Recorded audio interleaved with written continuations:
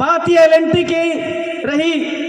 और अब मैं बात करूंगा पेपर लीक की, कि पेपर लीक के अंदर मुश्किलों से कोई भर्ती आती है, युवाओं में उत्साह बढ़ता है। कई तो मेरे साथी जनरल कैटेगरी के हैं, उनकी उम्र भी बढ़ने का डर रहता है, क्योंकि 17 पेपर लीक हो गए 5 साल के अंदर।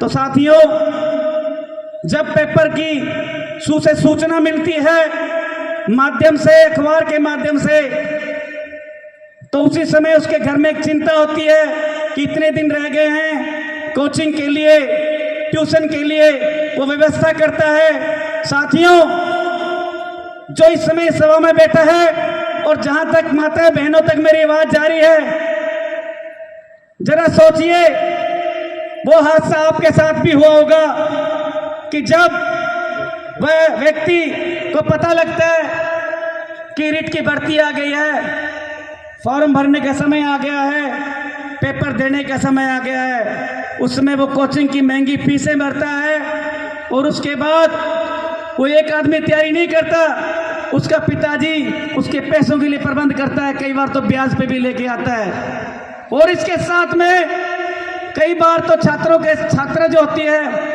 वो अपने घर से एक व्यक्ति को साथ लेके जाती है, और पेपर भी जोधपुर जैसे बड़े बड़े महानगरों में होता है। तो साथियों, वो 5 या 10 हज़ार का जुगाड़ करता है और पेपर देने जाता है। ट्रेवल्स करते समय काफ़ी भीड़ होती है, बहुत सी समस्याओं का सामना करना पड़ता है। कई बार तो चलती बस हो जाती है तो खाना भी ठीक से नहीं खा पाता, कई बार बस के ऊपर बैठ के जाना पड़ता है, तो हादसों का शिकार वही हो सकता है। वो पेपर देता है जैसे तैसे करके, और पेपर देके जब वो घर पे आता है, सोता है, सुबह न्यूज़पेपर पढ़ता है, तो उसकी माथे की चिंताएं वो सुनता है कि पेपर लीक हो गया। शर्म आनी चाहिए ऐसी सरकार को।